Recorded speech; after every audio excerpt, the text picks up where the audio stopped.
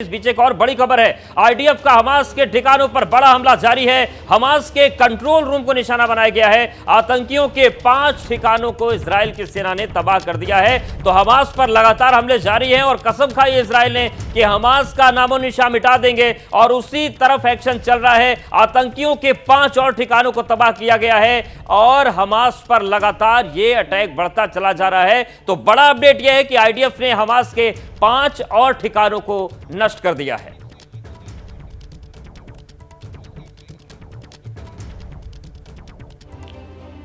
और हमारे साथ हमारे डिफेंस एडिटर आशीष सिंह जुड़ गए हैं। आशीष, जिस तरीके से लगातार बमबारी चल रही है, आईडीएफ लगातार एक्शन ले रही है, ये जो उत्तरी गाजा में लोगों को इलाका खाली करने के लिए कहा गया है, तो क्या माना जाए कि आज उत्तरी गाजा के लिए शामत वाला दिन है?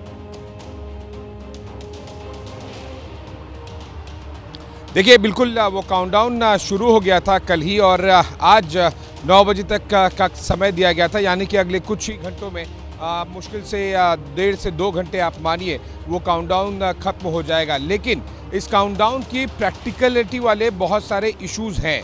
वो इसलिए क्योंकि ऐसा नहीं है कि 24 घंटे दिए गए तो फिर उसके बीच में बमबारी नहीं की गई इजरायली एयरफोर्स द्वारा, उसके बीच में भी बमबारी की गई, उन जगहों पर भी की गई जहां से उन्हें हटने के लिए कहा गया और साथ ही साथ उन रास्तों पर भी एटलीस्ट कम से कम जो फ़लस्तीन के मीडिया से और फ़लस्तीन की तरफ से जो स्टेटमेंट्स आए हैं, वीडियोस आए हैं, वो तो इस बात का दावा ज़रूर करते हैं।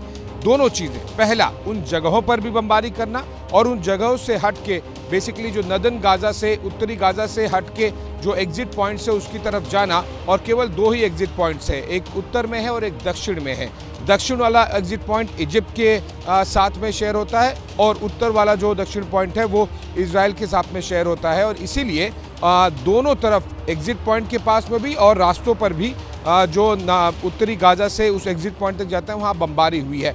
इसीलिए ये प्रैक्टिकल वाला एस्पेक्ट ज़रूरी नहीं कि एग्जैक्ट 24 घंटों की डेडलाइन को फॉलो किया जाएगा। लेकिन कल बेंजामिन नेतन्याहू ने अपने जो देश को उन्होंने संबोधन किया कल रात को इजरायली टाइम लगभग 9-10 बजे के आसपास, और उसमें उन्होंने ये कहा था कि पूरे विश्व को इजराइल का धन्यवाद देना चाहिए कि उन्होंने कम से कम 24 घंटे का समय दिया और अभी हमास ने जो भरपाई की है, जो अभी तक इजरायली एयरफोर्स ने स्ट्राइक्स की है, वो केवल शुरुआत है। अभी तो बहुत बड़ी भरपाई उन्हें देना बाकी है। संकेत साफ दे दिया कि पूरे गाजा पर सीज करेंगे, यानी कि पूरी गाजा पर जो इजरायली फोर्सेस हैं वो कम्प्लीटली टेक ओवर कर लेंगी। तो यहाँ पर ये बहुत पेचीदा वाला एंगल दिख रहा है कि क्या अगले 2 घंटे बाद इसका ये मतलब होगा कि उत्तरी गाजा से सब चले जाएं, यानी कि सब के सब जो ऑपरेशन है, स्पेशल ऑपरेशन, जो सर्जिकल स्ट्राइक की गई कल इजरायली डिफेंस फोर्सेस द्वारा, क्या उसे कंटिन्यू किया जाएगा या फिर पूरी की पूरी सेना मूव करेगी? बिल्कुल, कई सारे सवाल हैं जिनका जवाब शायद अगले 1-2 घंटों में मिलना शुरू हो जाएगा। आशीष, आप हमारे साथ बने रहिए, आपके पास एक बार फिर से आएंगे।